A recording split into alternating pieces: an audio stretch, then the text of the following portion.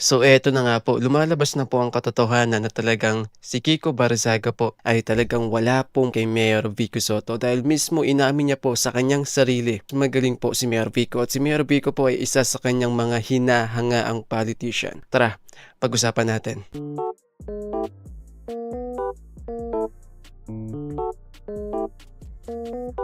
Yo, what's up sa inyong lahat mga kaparing, bago pa tayo magsimula, don't forget to like and subscribe sa ating YouTube channel. Ako nga po pala si Mr. Realytics from Pasig City, isang Gen Z vlogger na nag-aangad po ng transparency and good governance sa ating pamahalaan. At balang araw ay sana po makuha natin ito at matagpuan. So, ito po mga kaparing, sabi po sa article na ito, Kiko Barzaga deny fight with Vico Soto, and then quote in quote, sabi niya, he's a great politician, a good man. Pero by the way po mga kaparing, sa lahat po ng mga nakiisa sa kilos protesta laban po sa mga corrupt na officials kahapon sa Luneta at sa EDSA at sa iba pang bahagi, maliban lang po doon sa mga nanggulo sa Menjola, kasi hindi ko po matatawag na protesta po yon, kundi riot na pong ginagawa, at wala pong kinalaman dyan yung mga nagprotesta mula po sa Luneta na nagmarcha papuntang Menjola. Yung mga sumama po, yung mga nasa riot kahapon sa Menjola, yan po ay grupo o yung mga basagulero, yung mga bata. Dahil karamihan po doon mga kabataan, mga bata na ang hanap lang ay gulo at hindi po talaga protesta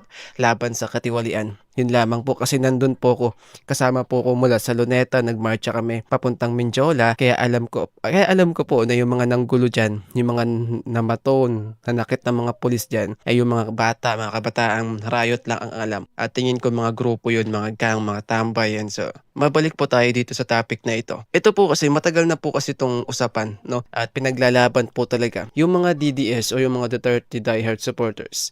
Kinukumpara po nila si Mayor Vico dito kay Kiko Barzaga. At para po sa kanila, mas way better itong si Kiko Barzaga kaysa po kay Mayor Vico Soto.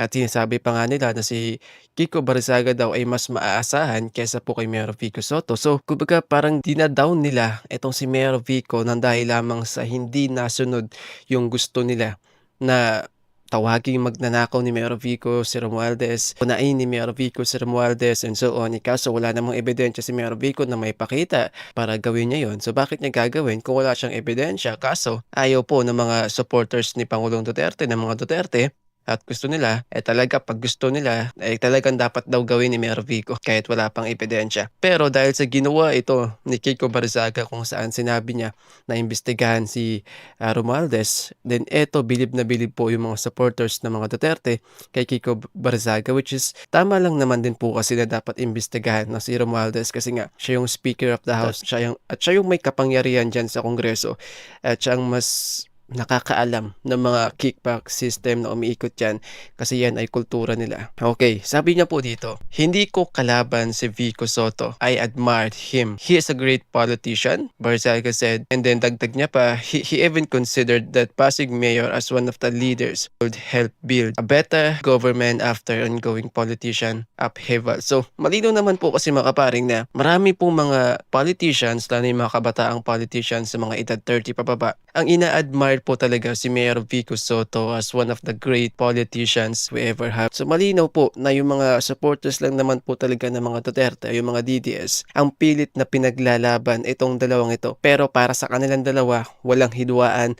walang laban-laban na yan. Pareho po sila ng pananaw sa buhay, which is yung makabuo ng better government para po sa mga Pilipino. Kaya hindi po dapat natin pinaglalaban, pinag-aaway itong dalawang batang politician na ito. Hindi tayo sang-ayon sa kabila, hindi tayo sang-ayon, pero hindi po dapat natin pinag-aaway itong dalawang ito, kasi nakikita natin ngayon na parang sila na yung susunod sa henerasyon bilang mga politician ng ating bansa, di ba? Para po sa inyo, magaling itong si Kiko Barzaga, para naman sa amin, magaling si Mayor Vico. So, kung alam natin pareho na magaling itong dalawang ito, then wag natin pag-awayin. Instead, pagtulungin po natin na magkaisa po sila para sa better government po ng ating bansa. Ako, mga paring, kayo, hindi kayo sumasang-ayon kay Mayor Vico. Ako, hindi rin naman ako sumasang-ayon kay Kiko Barzaga, pero sa ilang aspeto lang, gaya po ng yung kanyang yung way niya kung paano mangampanya, yung kanyang way sa social media kung saan parang sabi nga po nila parang may sira daw. Ako hindi ako sang-ayon do'n kasi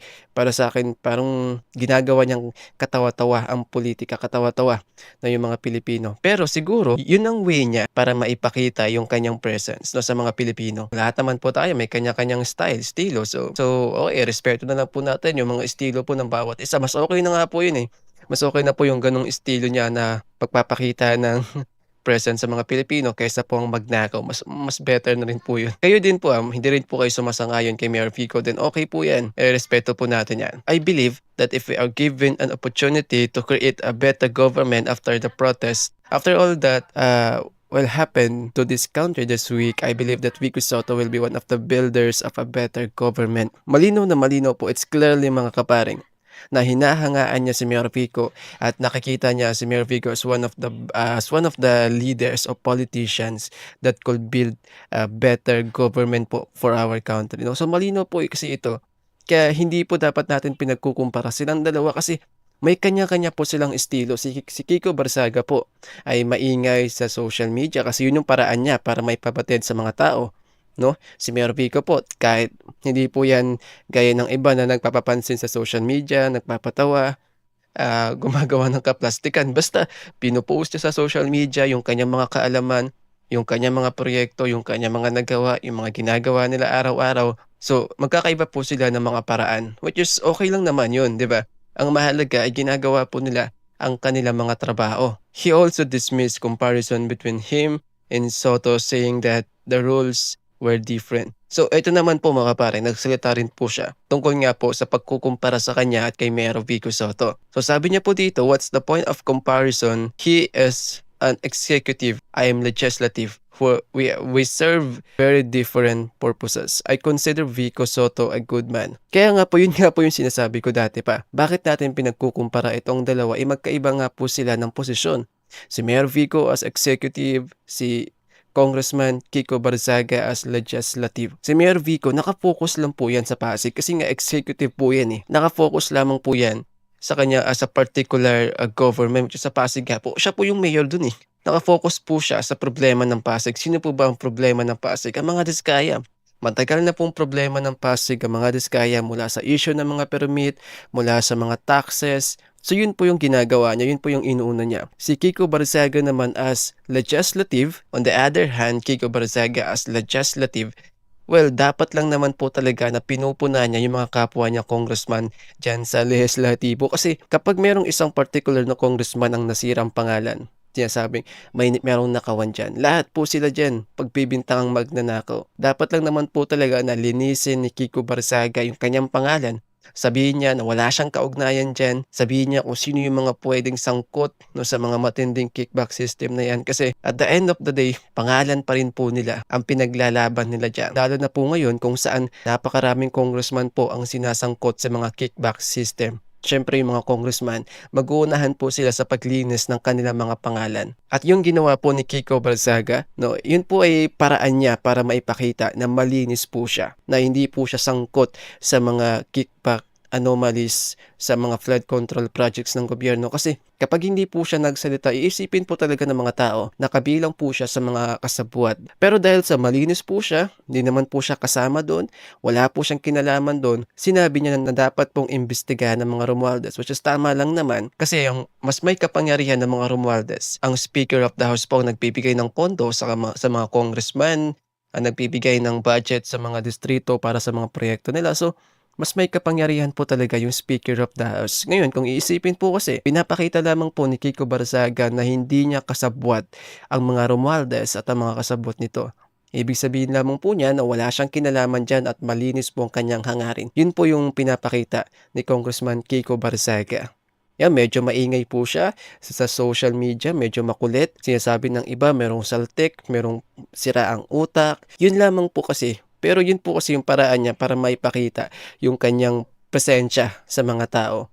Na magkakaiba naman po kasi yan. May mga, kumbaga, sabihin na ho natin siya ay komedyante, di ba? Parang ganun. Pero at least po, pinapakita niya ang paglaban niya sa korupsyon, which is napakabigat pong kalaban ng mga Romualdez kasi Speaker of the House yan pinsan ng Pangulo pero hindi po siya takot, talagang kinalaban niya. Wala po siyang takot, pinapakita lamang po talaga niya na malinis po siya at hindi po siya sangkot sa mga korupsyon sa flood control project po ng gobyerno. Kaya hindi po dapat natin sila pinagkukumpara. So nung natanong po si Kiko Barzaga tungkol kay Tito Soto, ang sabi po niya, si Tito Soto hindi bads yan. Well, he is very loyal to Martin Romualdez. That's all I have to say.